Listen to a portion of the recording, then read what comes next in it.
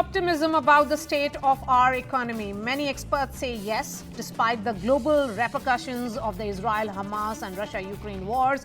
Heads of states, global institutions and economists are all gung-ho on India's prospects for economic growth over the next 2 decades. As India marches on towards high growth figures, the major 2024 factors are likely to be how well the government manages to curb inflation, especially food inflation, and also whether our employment generation figures can actually translate to more jobs on the ground. The 2024 Lok Sabha election is also likely to play a key role in how the future government decides economic policies. In the post-COVID era, when it comes to manufacturing, has India become the go-to destination?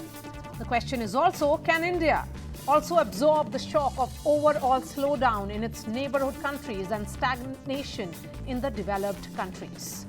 Joining me to talk about it is Professor Arvind Panagriya. He's the professor of economics at the Columbia University. He's joining me from New York City. Professor Panagriya, always a pleasure to speak to you. In the world of economics, money, policy, what do you think you'll be watching out for in 2024? Well, Maria, it's a wide-ranging question, but I think we'll now see a bit of a shift from pessimism to optimism.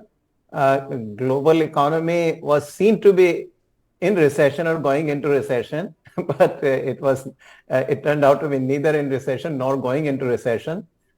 We see the United States growing in 2023 between 2 and 3%, closer to 3 actually.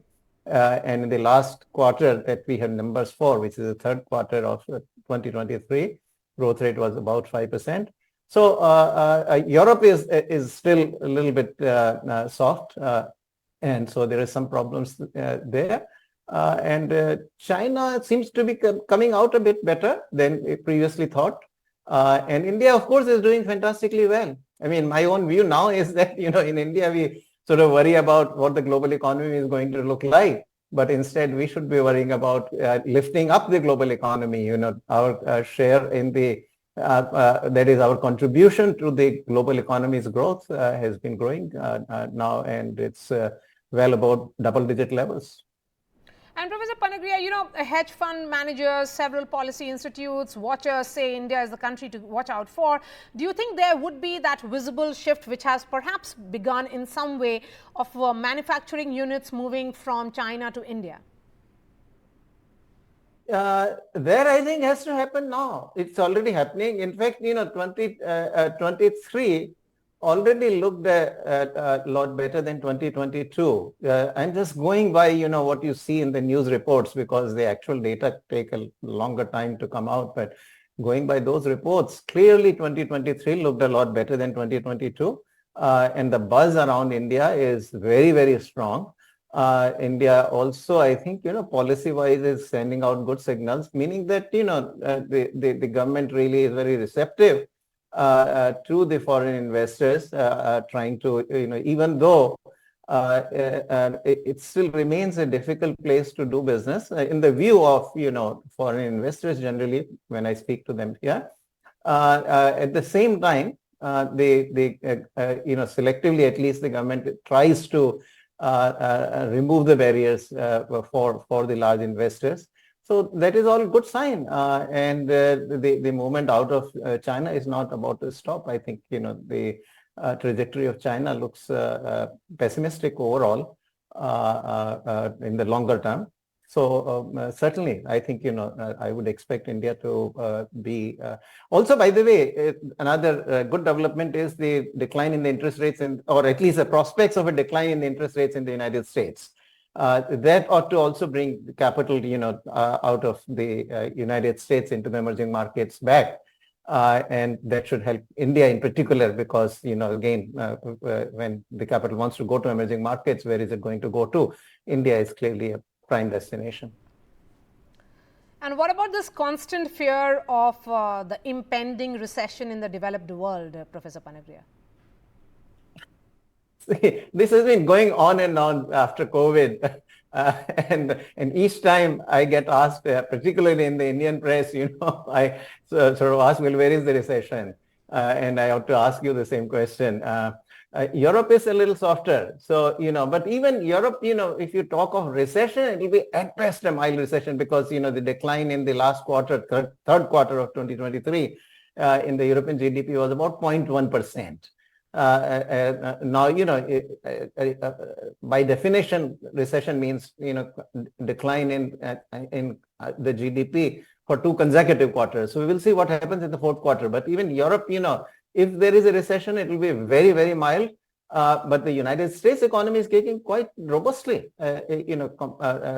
beating all the forecasts. That is where continuously fears were being expressed. And now the Fed, having already said that, now it is going to actually go easier on interest rates. It is contemplating 2 to 3 decreases in the interest rates in the next year.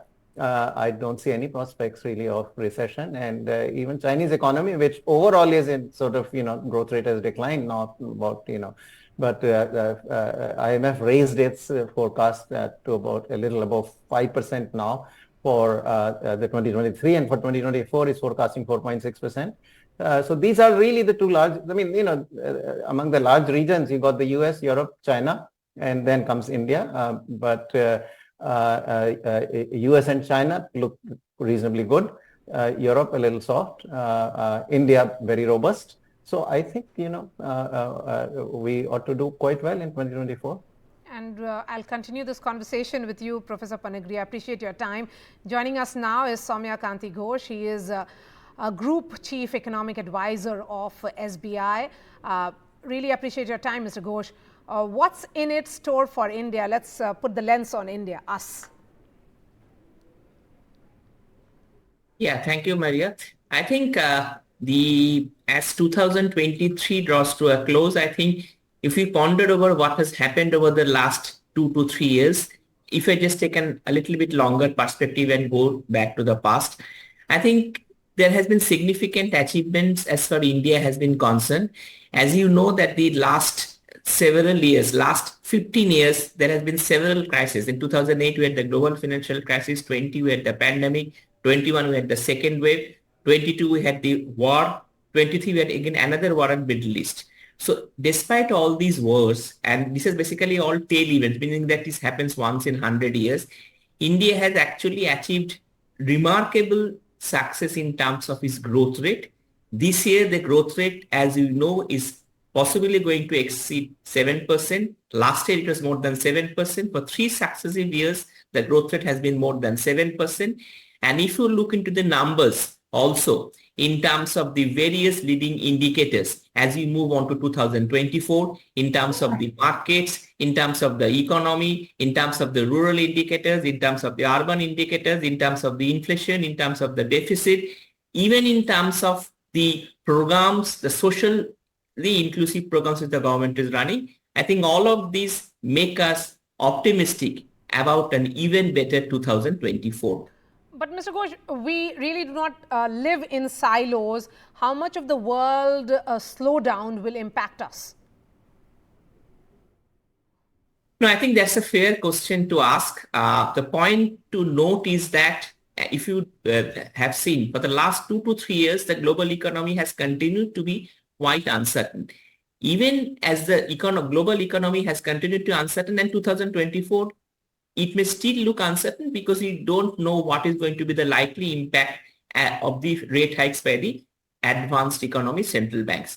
But the interesting point is that I think our regulators, the Reserve Bank of India and the government, has actually acted in collusion, and this has been one of the most important coordinated policy response post-pandemic, when both of them work in inclusion. The government working on trying to target the benefits at the bottom of the pyramid, and the central bank trying to front load the policy actions so that the inflation, which was of course a major threat for most of the economies, including India in 2023, the threat actually decelerates quickly.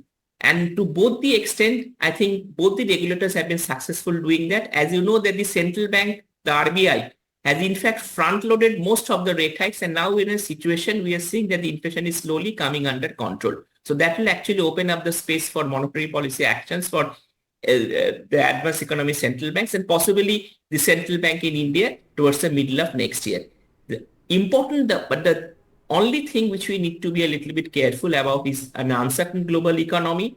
If there is a slowdown in the global economy, there could be some impact on our exports. But the good thing is that even on the export side, the service exports has more than compensated the goods export. Just to give you a number, we had 770 billion exports of goods and services, I think in 2000 last year, of which 354 billion was service exports and around 420 billion was goods exports. So at some point of time, the service exports is actually going to outpace the goods export if we continue in this pattern. And I think that has been one of the several things which has changed over the last couple of years to give us a solace of hope that even in these uncertain circumstances, some things will come up which will insulate the Indian economy from the vagaries of an uncertain world in future.